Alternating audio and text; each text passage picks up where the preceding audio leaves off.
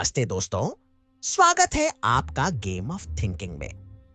आज हम बात करने वाले हैं उस लड़के की जिसने बचपन में ही सवाल पूछना शुरू कर दिया था और बाद में पूरी दुनिया को सोचने पर मजबूर कर दिया। ना उसने भगवान को छोड़ा, ना धर्म को बख्शा और ना समाज के नियमों को माना।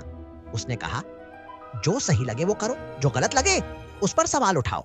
उस लड़के का नाम था चंद्र मोहन जैन, लेकिन दुनिया उसे ओशो के नाम से जानती है। ओशो का जन्म 11 दिसंबर 1931 को मध्य प्रदेश के कुचवाड़ा गांव में हुआ।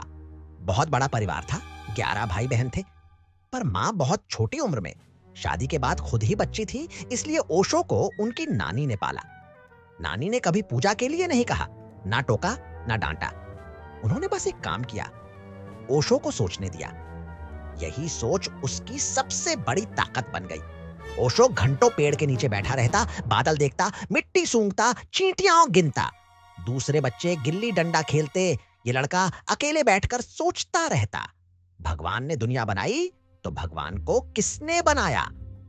ऐसे सवाल उसने बहुत छोटे उम्र में पूछने शुरू कर दिए। स्कूल में एक बार पूछा, अगर किताब पुरानी है तो इसका मतलब ये सही है, ये किसने कहा? टीचर ने डांटा, लेकिन ओशो को चुप कराना नामुमकिन था। स्कूल में बाकी बच्चे कविता रटते थे, ओशो पूछते थे, ये कविता किसने बनाई, क्यों बनाई? वो हर बात पर सवाल करते थे। एक बार स्वतंत्रता दिवस के दिन उन्होंने झंडे को सलाम करने से मना कर दिया। बोले, मैं देश से प्यार करता हूं, पर एक कपड़े के टुकड़े को क्यों सलाम करूं? हेडमास्टर ने उन्हें स्कूल से निकाल दिया। अब सोचिए, आज भी अगर कोई बच्चा ऐसे सवाल करे तो माँ बाप क्या कहेंगे? बदतमीज हो गया है, मोबाइल कम चलाओ। लेकिन ओशो के पास मोबाइल नहीं था, बस जिज्ञासा थी, और वही जिज्ञासा उसकी ताकत बन गई। कॉलेज में उन्होंने दर्शन शास्त्र यानी फिलॉसफी की पढ़ाई की। वो क्लास में भी टीचर से बहस कर देते। एक बार प्रोफेसर ने कहा, सत्य एक है। ओशो बोले, तो बाकी धर्म क्या झूठ है? सब चौंक गए, लेकिन यही ओशो थे जो डरते नहीं थे, चाहे सामने कोई भी हो। 21 साल की उम्र में ओशो एक दिन अकेले पेड़ के नीचे बैठे थे और अचानक उन्हें ऐसा लगा जैसे सब रुक गया हो। ना आवाज, ना विचार, ना शरीर का एहसास, बस शांति। उन्होंने कहा, उस दिन मैं खत्म हो गया, सिर्फ अस्तित्व रह गया। यही उनका आत्मज्ञान था। ना मंदिर गए, ना साधु मिले, ना मंत्र पढ़े, बस अकेले बैठे और खुद को जान लिया। अब समाज में लोग सालों तक पूजा करते हैं, व्रत रखते हैं, फिर भी शांति नहीं मिलती। और ओशो ने पेड़ के नीचे बैठकर वो पा लिया जिसे लोग मोक्ष कहते हैं। यही बात उन्हें सबसे अलग बनाती है।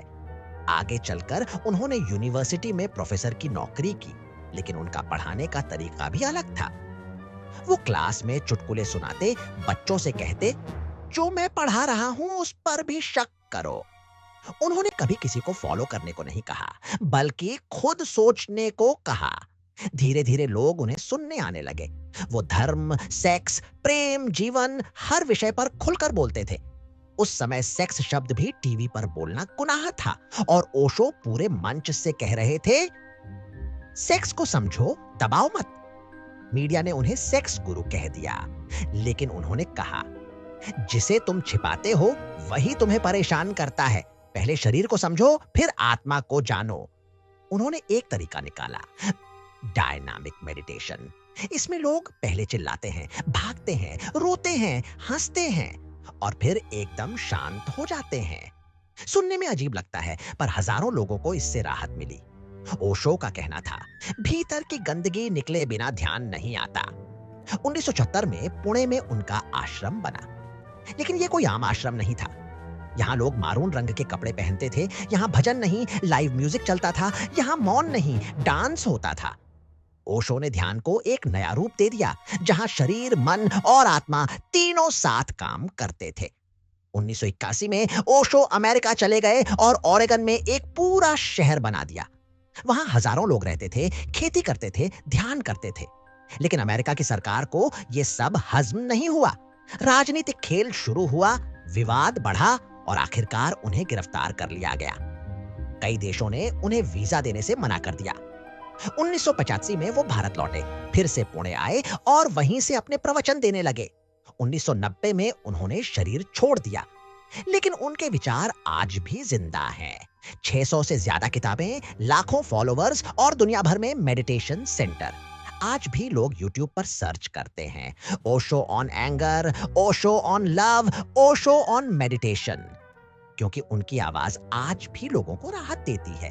You are told to love the neighbor, but you have never loved yourself.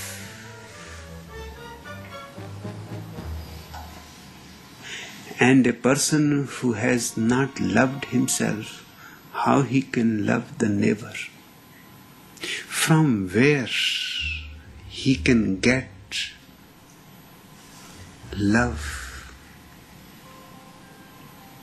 First you have to have it. उनका संदेश था, मैं तुम्हारा गुरु नहीं हूं, मैं सिर्फ एक आईना हूं जिसमें तुम खुद को देख सको। तो दोस्तों, अब सवाल आपसे, ओशो की जिंदगी में आपको सबसे ज्यादा क्या प्रेरणा देता है? उनका बचपन, उनकी बगावती सोच या आत्मज्ञान का वो पल? कमेंट करके जरूर बताइए। अगर आपको ये सोच बदलने वाला वीडियो अच्छा लगा हो तो लाइक कीजिए, शेयर कीजिए और चैनल गेम ऑफ थिंकिंग को सब्सक्राइब करना मत भूलिए, क्योंकि यहां सिर्फ वीडियो नहीं मिलते, यहां मिलती है एक नई सोच।